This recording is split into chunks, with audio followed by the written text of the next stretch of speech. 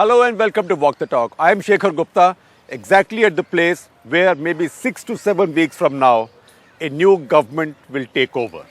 In what is now being described as the most significant election in India's history, although Arun, every election in India is called that. And in any case, 1977, when the emergency was being voted upon, and so everything is significant. Everything is significant, except people like us can say, "Hamare time is zyada important." But and that's the reason we are having this conversation. This election is different in the sense that you might see a change, not just of a bunch of parties or a coalition, but a change of character, temperament, style, ideology.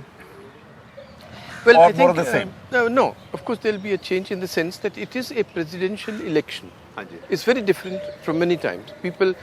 The local candidates mattered a lot, the parties mattered a lot, but this time only one figure. Both his critics have made him and the nature of Modi's own campaign. So either you vote for Modi or against Modi? Against Modi. So that's the issue at the moment. And naturally, Modi is a very different person than, let us say, Dr. Manmohan Singh and the others that we have seen. And therefore, the style of government would change. Each one of them is one of a kind. Yes, could be. But therefore, the style of government will completely change. I think it will be much more centered in the Prime Minister's office, in the Cabinet Secretariat. 30 secretaries appointed directly by the Prime Minister, and the government is run through them.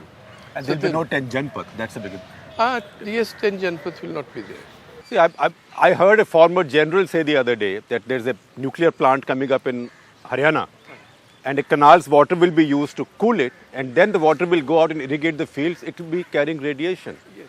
Now, this is almost like Maniram Bagadi in the 60s saying कि भाखड़ा नंगल में पानी में से बिजली निकाली, अब गेहूं क्या पैदा होगा? बिल्कुल. And these things go unquestioned now. Unquestioned, yes. And the persons who are speaking are maybe just, in one case, uranium you mentioned, atomic energy.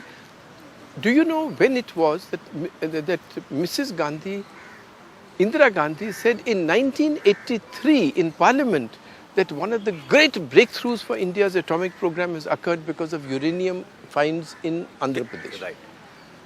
Till now, we have not been able to take 1 teaspoon out of it. Yes, and there is also a lot of uranium found in Meghalaya. Meghalaya. And I asked somebody, who are they? I kept seeing the agitations being led by 2 NGOs. Who are they? So I asked some persons well known to me. I presume to me as well. Could be.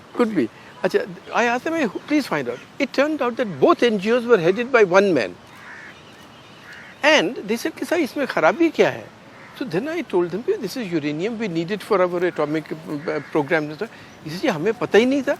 हमने सोचा कि ये बड़ा अच्छा काम environment के लिए कर रहा है, हम भी इनके साथ लगे जाते थे. I was astonished.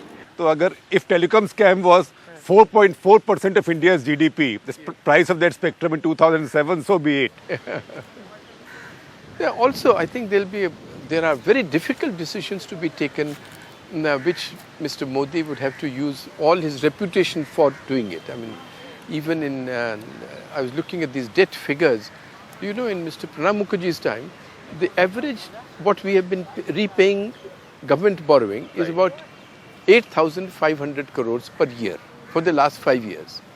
In the next 5 years, do you know how much we have to repay? 20,000 crores per year.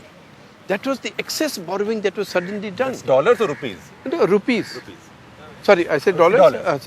So it was 8,500 crore rupees. Right. It will be 20,000 crore rupees per year. It almost 3 times what we have been repaying. Right. And therefore you can imagine the consequences. So what will you do on expenditure? That means what will you do on subsidies? Because you can't go on cutting capital expenditure as it happened now. Right. You can't just go on postponing expenditure to April from March and show that my deficit is okay. Similarly, this current account deficit, which we have suddenly been told that yes, it has been managed, it is only because gold has been blocked. It's now being smuggled. Smuggled? Smuggled. So is it not a real consequence? Similarly, capital goods imports are less. That only means that growth is less. So exactly. So imports have come down 40%. So have we therefore actually done something on the revenue and fiscal deficit? have we really been able to curb the current account deficit? And therefore, for these things, very difficult decisions would be required. Sir, one good thing has happened in the middle of all this. At least we have an RBI governor now who has a calming presence. Absolutely. I mean, he has restored confidence. He has restored a faith that there's professionalism in policy formulation. And therefore, I was astonished and distressed that pebbles are being thrown at him. And he looks like a big improvement over the recent predecessors. Well, irrespective of that, he is a professional, no Right. doubt. And for loose remarks to be made even about that. So Mr. Modi will have a lot of disciplining to do. Other ministers, finance, defense, you know better than anybody else what the condition of civil-military relations is, what Mr. Antony's Sir, you know honesty has my cost the description of country. Mr. Antony, I call him the Bapu Nadkarni of Indian politics. Bapu Nadkarni was a cricketer. You are not a cricket fan. Who holds a world record that will never be broken. One record will remain with India. 22 consecutive maiden overs. His figures, I think, were 24 overs, 23 maidens, 1 run and no wicket. ना वो run किसी को बनाने देता था, ना किसी को आउट करता था, और अपने भी बैटिंग करने आता था, ना आउट होता था, ना रन बनाता था. तो एके एंटनी वही है. Bilkul. So, what you can see the consequences. Bilkul. But there is another feature which our common friend Ajay Shukla told me. Of the defense budget, I hope I remember the figure correctly, 88% is revenue expenditure. Right. Only 12% is for new acquisitions and weapons and capital improvement. So, is this the way to defend the country? And we have all this private sector and manufacturing power sitting there doing nothing. Yes, nothing. And they have, and when they are employed, for instance, in the submarine, nuclear submarine, principal contractor Larsen and Toubro, 30 companies, government as well as private, contributing to it, and we have made an indigenous nuclear submarine. Yes. So why not use that potential? And we are still buying the AK-47s from जहाँ से मिलती है, Poland से पुरानी ले आए, अब Ukraine से मिल जाएंगी. हो सकता है. So is that, so therefore, a lot to be done in every department, and Mr. Modi would have to really See, the other thing exercise. that's happened under this government is that the answer to everything has been to pass on the buck to a committee. Either it's a GOM or an E-GOM, or there's one more regulator. You know, if you drive around Delhi now, it looks like Government of India has now colonized the rest of Delhi as well. I mean, this is Government of India, but the rest, you go to South Delhi, Telecom Regulatory Authority, go someplace, NHRC, go someplace, new bhavans are coming up. The head of SEBI, he gave me a figure. Do you know how many regulators there are for the economy? There are 36. In the financial sector alone, there are 9. Sir, 16 more, a whole pack of cards, 2 more, to Joker bhi aa jaye. See, or education sector mein, in one single sector, education, there are 13 regulators. Kya baat hai. That's why we have such wonderful higher education. And therefore, sometimes you can't get nursery admission because somebody, Mr. Lieutenant Governor does something. And with these 13 regulators, the good colleges are being smothered. They are not allowed to function. And you have a situation in which the Rayalaseema University, we gave a IT superpower. India. Not Rayalaseema. No, India. I mean, I'm sure they also have great talent, we want to be IT superpower. We say we are. And we gave 100 PhDs in IT every year. Rayalaseema University alone, in 2 years, gave 2,600 PhDs. Kya baat hai. Then the 23 universities in Andhra, they gave... I bet Jayalalitha and Vijay Mallya also got there from Rayalaseema. Better not say that. Achha, second, these 23 universities admitted in 5 years 38,000 PhD candidates and gave PhDs to half of them. This is with 13 regulators. But this is strike rate. I mean, this shows that basically we got brains. So therefore, among the favorite kuch aur hai. I think it was Agra University, one of these universities, old universities in UP, which gave a PhD on Hindi Sahitya mein lote ka mahatva. So you just have to have the imagination. Right. No, in many cases you don't even have to have that. You just send the money, you don't have to come, you don't have to select the subject, you don't have to write the thesis, you don't have to meet the advisor, you don't have to appear for the interview to defend your thesis. Ghar par aapke degree aa jayegi. So what I meant was, one of the things that will have to be done would be to review, discipline people at the ground level. Secondly, to have a dialogue with CBI, CAG, with the judiciary, review what their ambit Something is. about three-letter words: CBI, CVC, CAG, UGC. But Supreme Court is only two words. Only SCI, Supreme Court of India. Supreme Court of India, yes. So, But we find them respectful. Yes, dialogue, respectful dialogue with them. I think you are dealing with a case of your own that's gone, what, 25 years now? Yeah, no, an editorial written in your paper in the Indian Express. Right. 24 years ago, my good friend Subramaniam Swamy filed a case because he was fighting Hegde at that time. It has come up now. So I had to, plead with Mr. Ashok Desai and Mr. Arvind Datta, two big persons, to defend me without money. So that's the case.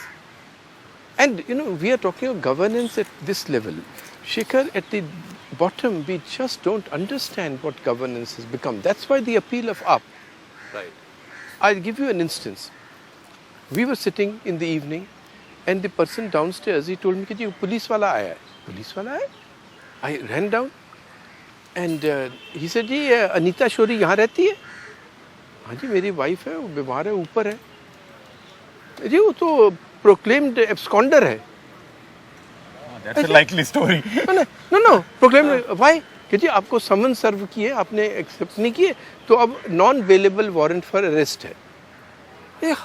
What has happened? इसलिए वो नहीं हमें पता.